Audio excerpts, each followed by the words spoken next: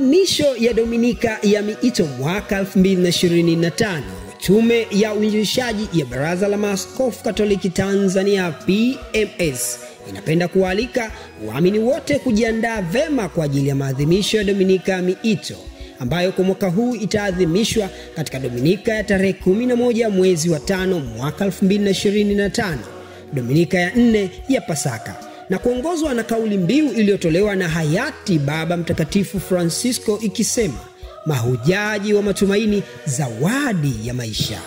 Hivyo tunaalikwa kufanya mambo haya makuu mawili.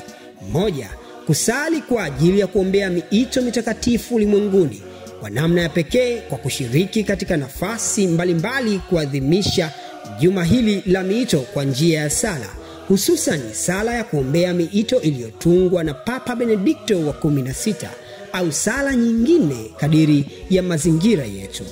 2, kutoa ukarimu wetu kwa ajili ya kuchangia mfuko maalum wa Baba Mtakatifu kwa ajili ya kustawisha miito ulimwenguni unaosimamiwa na kuratibiwa na Shirika la Kipapa la Mtakatifu Petro Mtume kwa manufaa ya nchi za misioni ikiwemo Tanzania.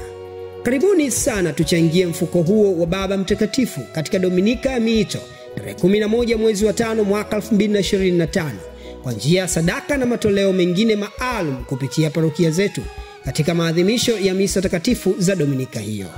Aidha, tunaomba michango hiyo iwasilishwe majimboni mwetu mapema na baadaye katika ofisi ya Tume ya Uinjilishaji TEC ambayo hatimaye itawasilishwa Vatikano.